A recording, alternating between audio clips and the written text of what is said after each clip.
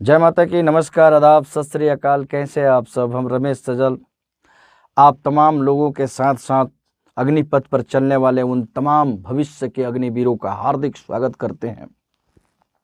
एक गजल हम लोगों ने सुना था कि इधर जिंदगी का जनाजा उठेगा, उधर जिंदगी उनकी दुल्हन बनेगी। तू आगे बढ़ेगा तो कुछ भी न होगा, मैं पीछे हटूंगा तो दुनिया हंसेगी। यही तो हुआ आनंद फानंद में। मित्रों, आप लोगों ने देखा होगा कि परसों राजनाथ बाबू अपने निवास पर तीनों सेना के अध्यक्षों को बुलाया और मीटिंग किया, और फिर दोपहर में प्रेस कॉन्फ्रेंस फिक्स की गई और सेना के प्रवक्ताओं द्वारा मीडिया को बुला करके स्पष्ट बात, किसी भी हाल में अग्निवीरों की बहाली होगी, सैनिक पीछे कदम नहीं हटाएंगे। 24 जून से बहाली की प्रक्रिया शुरू। जिनके ऊपर एफआईआर दर्ज है उनकी बहाली नहीं होगी। स्पष्ट नीति। अच्छा लगा। और वैसे भी मैं सैनिकों को अपना भगवान मानता हूं। तर्क वितर्क होंगे, राजनीतियां होंगी, आपस में लड़ेंगे भी, मगर सैनिक के मामले में कोई सवाल जवाब नहीं होना चाहिए, मुझे ऐसा लगता है। मगर एक तरफा नहीं होनी चाहिए। भारत के माननीय रक्षा मंत्री राजनाथ बाबू द्वारा 14 जून, आपको याद होगा, क्रेडिट लेने के लिए, अग्निपथ योजना की क्रेडिट लेने के लिए बिना होमवर्क किए आनंद फानंद में मीडिया को बुलाया, अपना प्रेस कॉन्फ्रेंस कराया, बगल में सेना के प्रमुखों को बिठाया। और दुख तो तब आया मित्रों, इतना मन क्षुब्ध हो गया गोदी मीडिया को देख करके। एक क्वेश्चन तक रक्षा मंत्री राजनाथ बाबू से उन लोगों ने नहीं पूछने। आपने देखा होगा 14 जून की उनकी प्रेस कॉन्फ्रेंस, एक क्वेश्चन मीडिया वालों ने नहीं पूछा। परसों जिस तरह से सेना के तीनों प्रमुखों के द्वारा प्रेस कॉन्फ्रेंस की गई, प्रवक्ताओं द्वारा प्रेस कॉन्फ्रेंस की गई, एक एक मीडिया का सवाल का आंसर दिया गया और मीडिया ने भी खुल करके सवाल पूछा। मगर माफ करेंगे, 14 जून के दिन इस तरह का अगर मीडिया के द्वारा सवाल जवाब हो गए होते और अपनी बात अच्छी तरह से रक्षा मंत्री राजनाथ बाबू रख दिए होते मीडिया के समक्ष हमारे भारत के पटल पर, तो माफ करिएगा, मेरा अपना मानना है कि हमारे देश के नौजवान रोड पे नहीं उतरते। उनको ठीक से समझाइए, समझाने वाला चाहिए, मगर क्या समझाएंगे? इसमें भी बड़ी विसंगतियां हैं। सच बोलूं तो साथ छूटे। आपका होमवर्क ठीक तो है नहीं। आनंद फान में आप आ गए मीडिया के समय। हम जैसे लोगों के लिए क्या? हम लोग तो सेना को भगवान मानते हैं। मेरे लिए सेना और संविधान महादेव और महामाई से कम नहीं। जो आदेश होगा सर्वोपरि सर झुकाकर मानने के लिए हम बाध्य होंगे। मेरा एक औलाद है, एक ही लड़का है मेरा, और 4 साल की छोड़ दीजिए अग्निवीर की बात, 4 महीने के लिए हो, 4 दिन के लिए हो, या 4 घंटे के लिए भी हो, अगर मेरा बेटा फिटनेस में सही होता है, मेडिकल में सही होता है, तो मैं चाहूंगा कि मेरा बेटा जाए देश सेवा करने के लिए। सौभाग्य 4 घंटे के लिए भी मिले तो सौभाग्य होगा। किंतु हवा में बड़ी बड़ी बातें कर देने से पेट नहीं भरता साहब। धरातल पे उतरना पड़ता है, सच्चाई का सामना करना पड़ता है। और सच्चाई ये है कि सेना के बहाली में गरीब घर के बच्चे जाते हैं, किसान के बच्चे जाते हैं, मम्मी डैडी वाले बच्चे नहीं जाते। अमित शाह के बच्चे इसमें नहीं जाएंगे। संजय सिंह ने कहा है ना, अगर ठीके पे बहाल करना है तो अमित शाह के बच्चे को भेज दीजिए, हम सिक्योरिटी गार्ड की नौकरी दे देंगे। क्यों कहा? क्योंकि मौका आप लोगों ने दिया। विजय वर्गीय साहब ने कह दिया कि मेरे यहाँ 4 साल नौकरी करने के उपरांत जब मेरे यहाँ तबीर आएंगे तो मैं अपने कार्यालय पर सिक्योरिटी गार्ड की नौकरी दे दूंगा। ये कहना चाहिए क्या? ऐसा वक्तव्य देना चाहिए क्या? मम्मी डैडी मक्खन मिश्री वाले बच्चे इसमें नहीं जाते। इसमें गरीब घर के बच्चे जाते हैं, मध्यम वर्गीय घर के बच्चे जाते हैं, जो दिन रात दौड़ते हैं, दिन रात सुबह शाम दोपहर मेहनत करते हैं। ऐसे बच्चे जाते हैं। उनकी बहुत बड़ी सपना होता है सेना में सेवा करने का, और सेवा करने के साथ साथ परिवार का पालने का भी एक सहारा होते हैं बच्चे। गरीब घर का बच्चा अगर सैनिक में चल गया तो अकेला वो घर का पालन पोषण करता है। पूरे घर की जिम्मेदारी लेके चलता है। और ऐसे में अगर सरकार इस बात को न समझे तो क्या कहा जा सकता है। सवाल यह उठता है कि इसमें भी बड़ी लोचा है, बहुत सी समस्याएं हैं। इसलिए मैं खुद अपना फैसला नहीं कर पा रहा हूं कि अग्निपथ योजना कहां सही है और कितना गलत है। ये मेरे मन में खुद द्वंद्व चल रहा है। इसलिए मैंने अपने मन को दो भाग में बांट दिया। एक भाग रमेश कुमार का, जो आज इस चर्चा में भाग ले रहे हैं, दूसरा सजल सन्यासी जी का। सजल कुमार जी अग्निपथ योजना के पक्ष में बात रखेंगे, आप रमेश कुमार जी अग्निपथ योजना के विपक्ष में बात रखेंगे। इन लोगों का तू मैं आप लोग सुनिए, जहां अच्छा लगे, जो उचित लगे उसे आप मान लीजिएगा। जी नमस्कार। देखिए, भारत में जितनी प्रचुर मात्रा में बेरोजगारी है, जितने नौजवानों की संख्या है, उसके हिसाब से जिस साल में एक मामूली विद्यार्थी इंटर ग्रेजुएट करके दर दर का ठोकर खाता है रोजगार के लिए, ये जो अग्निपथ योजना है मील का पत्थर साबित होने वाला है। मोदी जी पर विश्वास करिए, ये मोदी जी का मास्टर का स्ट्रोक है। देखिए, मैं आपको समझा रहा हूँ। जैसे मान लीजिए कि आप 17.5 वर्ष के हुए, 17.5 वर्ष से लेकर के 21 वर्ष के बीच में आपको ये बहाली कर लेगा। तो मैं 4 साल आपको रखेगा, आपको अच्छी खासी वेतन दे रहा है। वेतन देने के बाद आपको 4 साल के बीच में अगर आप हाई स्कूल पास हैं और बहाली आपका हो गया तो इंटर पास का सर्टिफिकेट दे रहा है। अगर आप इंटर पास पर बहाली आपका हो रहा है तो आपको ग्रेजुएट का सर्टिफिकेट दे रहा है इग्नू के माध्यम से। उसके बाद आप जब निकल रहे हैं यहाँ से तो अच्छा खासा एक अमाउंट लेकर के 11 लाख का अमाउंट लेकर के आप यहाँ से जा रहे हैं। उसमें भी देखिए कि 25% ऐसे अभ्यर्थी होंगे जो तेज तर्रार होंगे। ऐसे लोगों को परमानेंट के तौर पर उनमें से रख लिया जाएगा। तो आपसे भी निवेदन है, आप जो नौजवानों से, हौसला मत गिराइए, आप भी तैयारी कीजिए। और जब आप उनमें से चुन के जा रहे हो आप, तो उनमें भी इतना हौसला आप बनाए रखिए, खुद ही को कर इतना बुलंद कि हर तदबीर से पहले खुद आप बंदे से पूछे, बता तेरी रजा क्या है। अपने आप को इतना स्ट्रांग कर लीजिए उस 6 महीने की ट्रेनिंग में कि आप 25% वाले में आपका चुनाव हो जाए। घबराने की कोई आवश्यकता नहीं है। आइए, आप सभी का स्वागत है। 6 महीने की ट्रेनिंग, 4 साल की संविदा पे नौकरी। देख लिया आपने यूक्रेन की हालत, देखा आपने? नोटा से जो भी हथियार मिल रहे हैं, 1.5-2 महीने के ट्रेनिंग करके यूक्रेन भर्ती कर रहा है अपने सैनिकों को। नोटा जो भी हथियार भेज रहा है चलाने ही नहीं आ रहा है। आप देखिए, आप प्रतीक्षम किम प्रणारम, चलाने ही नहीं आ रहा है यूक्रेन के सैनिकों को। नोटा जो भी हथियार भेज रहा है, आधुनिक हथियार, चलाने नहीं आ रहा है। बड़े से बड़े विशेषज्ञ बोल दिए कि एक सैनिक को ठीक तरह से समझने और बुझने के लिए और जानने के लिए और मुस्तैद होकर के पूर्ण रूप से सैनिक तैयार होने के लिए 7 से 8 साल लग जा रहा है। 6 महीने की ट्रेनिंग में आप कैसे कर लोगे? बरगला रहे हो आप, जनता को बरगला रहे हो आप करो। हमें सेना की बहाली करोगे आप, अग्निवीरों की बहाली कर रहे हो आप। 25% अग्निवीरों को आप परमानेंट करोगे, 75% अग्निवीरों को आप बाहर निकाल दोगे। चलिए छोड़ दीजिए बाहर वाले की बात, तो हमने किया। ये 25% वालों की बात सुनो। आप जहां पर 75% ऑलरेडी परमानेंट सैनिक हैं, उनके बीच में जब 25% अग्निवीर जाएंगे तो उनका कितना मान सम्मान उन सैनिकों के बीच में होगा। पूछिए किसी से। शिक्षा विभाग में आप देख लीजिए, जो शिक्षा मित्र गए, जो परमानेंट टीचर हैं, उनके नजरों में शिक्षा मित्र की क्या सम्मान है। या किसी भी विभाग में जब संविदा पे कोई कर्मचारी जाता है तो परमानेंट वालों के नजर में कितना मान सम्मान होता है, ये कहने वाली बात नहीं, हमारे श्रोता जानते हैं। कितना मान सम्मान अग्निवीरों को होगा, मिलेगा कितना मान सम्मान जा रहा है। आप लोगों से निवेदन है मेरे नौजवान भाइयों, आप बहकिए मत। ये सारा का सारा षड्यंत्र विपक्षियों का है। जब आप यहां से 4 साल के बाद निकलेंगे तो सारे कॉर्पोरेट के लोग या सरकारी संस्थाएं के लोग पल के बिछाए आपके लिए खड़े रहेंगे।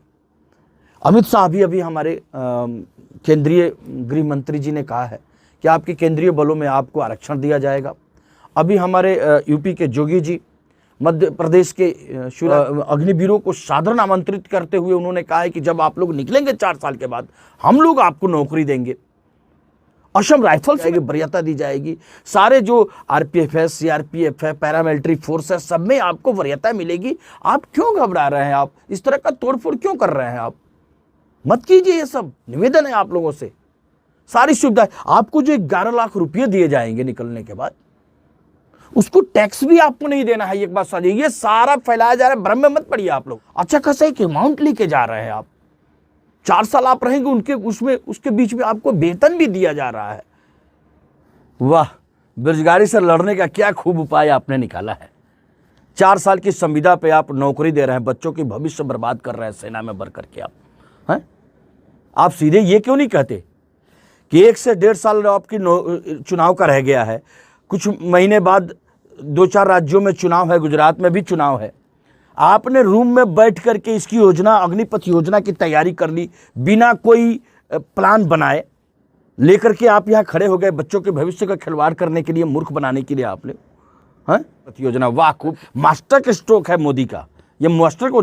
जब बच्चे को पढ़ने का मेन समय होता है, जब उसके भविष्य संवारने की मेहनत करने का समय होता है, 17.5 साल से 21 साल का जो मेन टाइम है पढ़ने वाली, वो तो आप ले लिया, कलम के जगह आपने उनको हथियार दे दिया। 4 साल की संविदा पे आपने रख लिया, 4 साल की संविदा पे रख लिया, उसमें से भी आप वेतन जो दे रहे हैं उसमें से उसी का पैसा काट करके 5.5 लाख रुपया उसका और अपने पास से 5.5 लाख मिला करके कुल 11 लाख रुपया उसको दे रहे हैं झुंझुना के तौर पर। 11 लाख रुपये में क्या करेगा? आप मामूली किसको कह रहे हैं? कह रहे हैं कि कॉलेज से निकला हुआ विद्यार्थी, स्कूल से निकला हुआ विद्यार्थी, मामूली विद्यार्थी जो दर दर का ठोकर खाता है, उस वक्त हम उसे ला करके जॉब दे रहे हैं। मामूली किसको कह रहे हैं? वो लड़का पूरी तैयारी के साथ है, पूरी अपनी स्टडी किया है, वो 17 साल से 21.5 साल की उम्र में पूरी तैयारी करके आया है, भारत के बाजार में घूम रहा है नौकरी के लिए। और जब ये 4 साल से निकल के जाएंगे, उस कंपटीशन में बैठेंगे, तो आप तुलना कर लीजिए उस तैयारी किए हुए बच्चों से, ये 4 साल के बंदूक लेकर के घूमे हुए बच्चों को। किस कंपटीशन की बात कर रहे हैं? आपने कभी सोचा है, जब सेना में रह करके 4 साल का नौजवान, जब सेना में रह करके अनुशासनात्मक जीवन जी करके, जब राष्ट्र भावना से ओतप्रोत होकर के जब 4 साल बाद निकलेगा, आएगा, तो जिस विभाग में वो जाएगा, कौन सा विभाग होगा जो उस कर्मठ, ईमानदार, वफादार जवान को लेना पसंद नहीं करेगा? अफवाह फैला रहे हैं आप। आग लगाने का काम विपक्ष कर रहा है कि आप लोग कर रहे हैं, या मीडिया कर रही है, गोदी मीडिया कर रही है। अभी गोदी मीडिया, आप रिपब्लिक टीवी देखिए, उस पर खुलेआम नौजवानों को उपद्रवी कहा जा रहा है। और न्यूज 24 पर आपके प्रेम शुक्ला जी, वो महाराष्ट्र वाले, कह रहे हैं कि जिहादी, ये इस तरह का सेंटेंस बोलकर आग लगा रहे हैं आप लोग खुद नौजवानों को। आप हमारे नौजवान, प्लीज मेरा निवेदन है, मेरे नौजवान भाइयों, गांधीवादी नीतियों के तहत आप आइए, बैठिए, धरना दीजिए, तोड़फोड़ मत कीजिए, हिंसा मत कीजिए। आप लोगों से निवेदन है, हिंसा आंदोलन को कुचल देता है। माफ करिएगा, ये अग्नि वीरों की भर्ती राष्ट्रवादी विचारधारा के साथ साथ रोजगार का भी साधन है। कल हमारे मोदी जी ने गुजरात में बोला है, आपने सुना? अच्छी नीति के तहत भी कोई सरकार योजना लेकर के आ रही है। आजकल आम बातें हो गई हैं, कोर्ट का दरवाजा खटखटाओ, रोड पर उतर जाओ, हिंसात्मक आंदोलन करो, ये आम इस तरह से होता है क्या? अमित शाह ने कहा है कि नौकरी देंगे आपके केंद्रीय बल में। उनका खुद का ठीक है कि अगले बार रहेंगे कि नहीं रहेंगे 2024 के बाद? जोगी जी कह रहे हैं देंगे, शिवराज जी कह रहे हैं, उन लोगों का अपना ठीक है कि अगले चुनाव में वो जीतेंगे कि नहीं जीतेंगे। दूसरी सरकार आएगी तो क्या योजना करेगा, क्या नहीं करेगा। देखिए मैं बता रहा हूं, देखिए जब 4 साल के दौरान आप ड्यूटी पे जब होंगे, खुदा ना खास्ता ऐसा हो कि आप शहीद हो जाए, तो उस परिस्थिति में आपको सरकार 1 करोड़ रुपया दे रही है। देखिए 1 करोड़ का ये झूठा मैसेज मत फैलाइए। ये 1 करोड़ का जो झूठा मैसेज, ख्वाब जो दिखा रहे हैं ना कि शहीद होने पर 1 करोड़ का, देखिए बरगलाइए मत आप। देखिए 1 करोड़, देखिए 44 लाख रुपया आपको तो तुरंत दिया जाएगा। सुनिए, उसके बाद 48 लाख रुपए का इंश्योरेंस है। बरगलाइए मत जनता को, आप नौजवानों को आप बरगला रहे हैं। आप 1 करोड़ रुपया तुरंत आपको मिलेगी। खुदा ना खासा ऐसा हुई हो गया कि आप 4 साल के ड्यूटी के दौरान आप किसी काम लायक नहीं रहे, घायल हो गए, उस परिस्थिति में आपको 48 लाख रुपए दिए जाएंगे। आप इस तरह की भरम फैला करके नौजवानों में इस तरह का द्वेष की भावना फैला रहे हैं। आप कह रहे हैं कि ये सारा किया धारा विपक्षियों का है। आपको पता होना चाहिए महोदय, देश के 1 दर्जन राज्यों में बच्चों की तरह से विरोध दर्ज किया जा रहा है। मैं किसी हाल में सरकारी संपत्तियां नष्ट करने के पक्ष में नहीं हूं, किंतु आप जो कह रहे हैं कि विपक्षियों के द्वारा यह फैलाया जा रहा है, तो देश के 1 दर्जन राज्यों में ये इस तरह का विरोध दर्ज हुआ रहा है, किसमें कितने में तो आपका सरकार है, तो वहां कौन फैला रहा है? क्या समझाया आपने, क्या तैयारी किया? आप लोगों में से ये बीके सिंह जी कह रहे थे, आप बीके सिंह जी ने शुरू में कहा कि मुझे जानकारी नहीं है, मगर सरकार जो भी योजना ला रही है अच्छी ही होगी।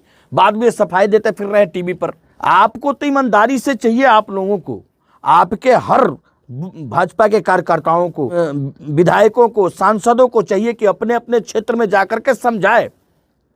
अगर ठीक तरह से ये इस योजना को समझ में नहीं आया है तो मेरा निवेदन है कि गोदी मीडिया का चैनल आप लोग देखिए होते, सुधीर चौधरी को देख लेते, रजत शर्मा को देख लेते, ओम कश्यप को देख लेते, इन लोगों को देख लीजिए, खूब बढ़िया से समझ लीजिए और जाके बच्चों को समझाइए क्षेत्र में। आप लोगों को तो ये चाहिए, अगर आप बढ़िया से समझा दिए होते तो इस तरह का हो अल्लाह और दंगा फसाद भी नहीं होता।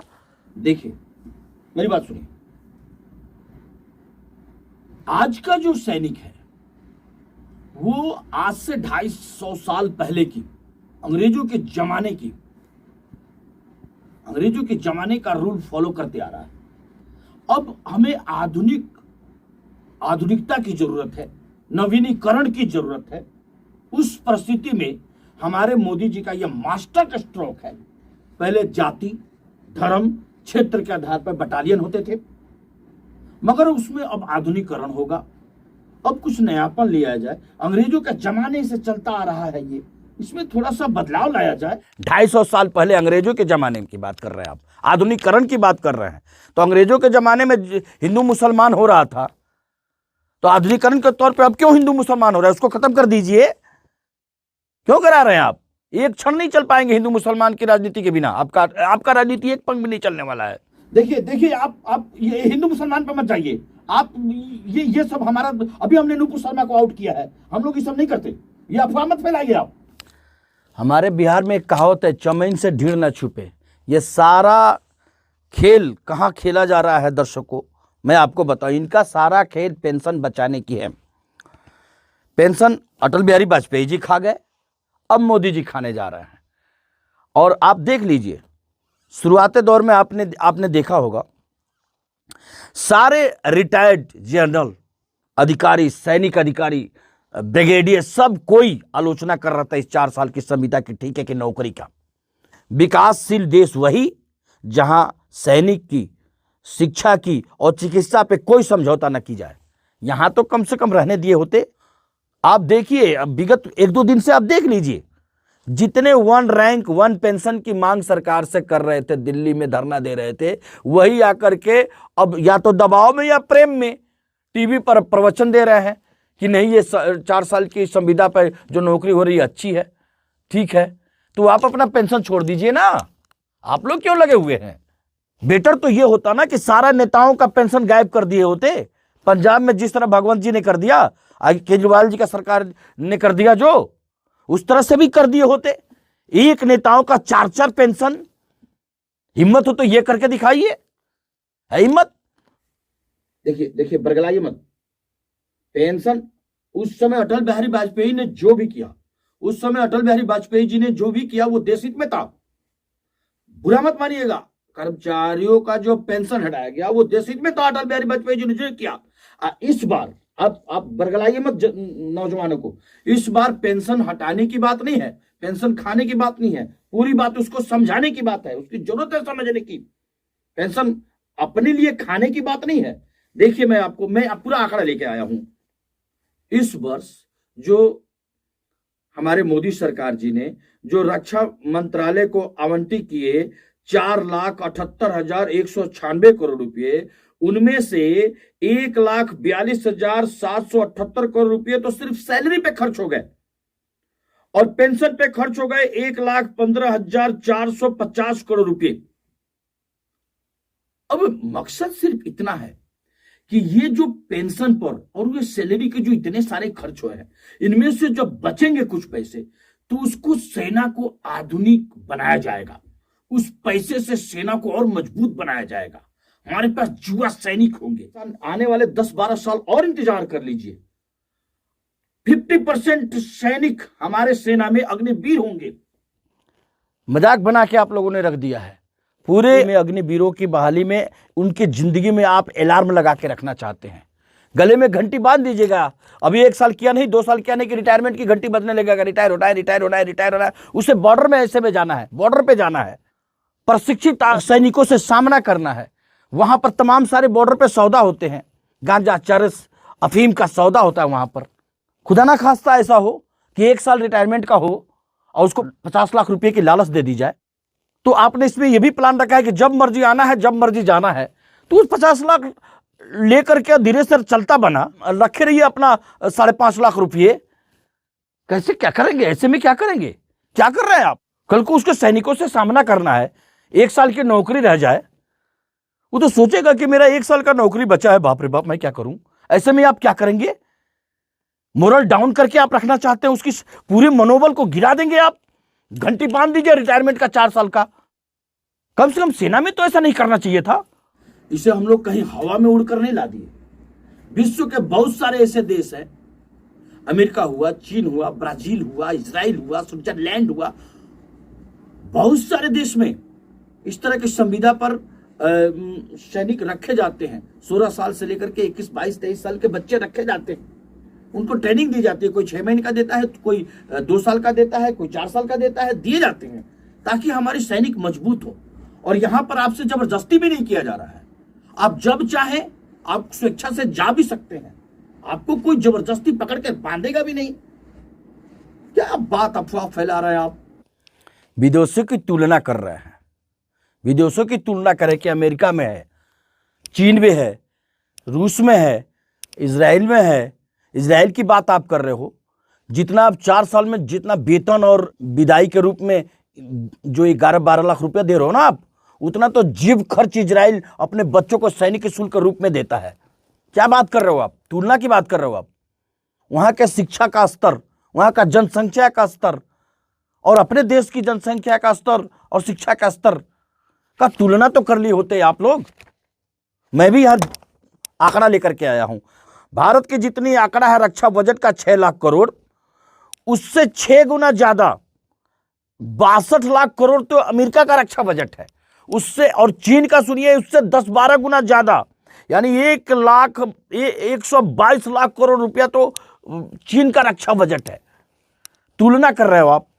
बैठ करके कमरे में आपने आनंद फानन में रूप बना दिया, कह रहे बरगलाइए मत। कौन बरगलाने जा रहा है? देखिए, ये सेना को आधुनिक बनाने का विचार विमर्श सन 1984 से ही चला आ रहा है, मगर किसी भी सरकार में इच्छा शक्ति नहीं हुई, किसी सरकार में इच्छा शक्ति नहीं हुई। हाँ, अटल बिहारी वाजपेयी जी के समय, कारगिल के समय में इसकी चर्चा जोर शोर पे थी, मगर सेना तक ही इसकी चर्चा सीमित रही। नतीजा ये हुआ कि किसी भी सरकार में इतनी इच्छा शक्ति नहीं रही कि सेना की आधुनिकीकरण पर कदम आगे बढ़ाई जाए।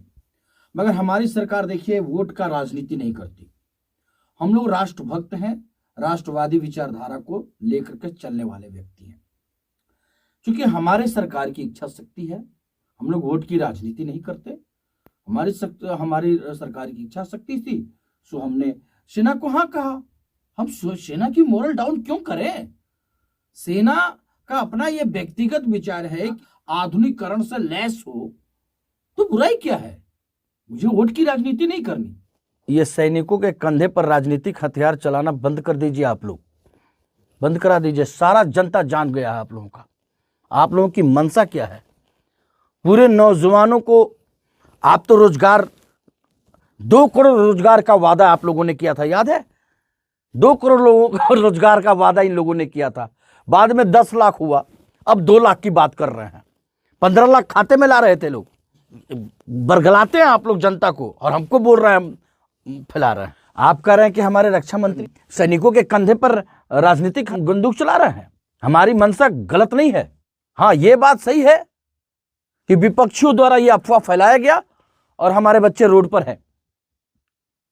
मगर वो भी सुन लीजिए, जितने भी विपक्ष के बहकावे में आने वाले हमारे देश के नौजवान कर सुन लीजिए, ये इस तरह से आप सरकारी संपत्ति को बर्बाद करने के आप हकदार नहीं है। जितना मेरा है उतना इनका भी है, उतना देश का भी, उतना ही आपका भी है। आपका भी कुछ नैतिक कर्तव्य बनता है। कल देखा आप लोगों ने किस तरह से सेना के प्रवक्ता ने स्पष्ट बोल दिया कि एक एक उपद्रवियों पर FIR दर्ज होगी।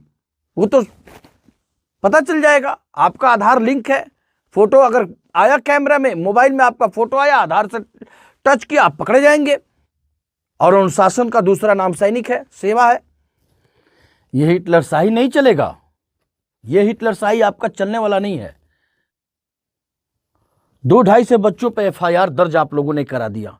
पूरी उनकी कैरियर खाने पे आप सभी लगे हुए हैं। पूरे का पूरा कैरियर उनका खाने पे आप सब लगे हुए हैं।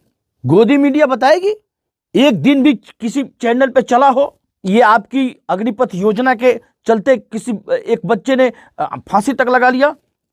किसी गोदी मीडिया पे ये चला कि जिंद में एक बच्चे को पुलिस ने गोली मार दिया?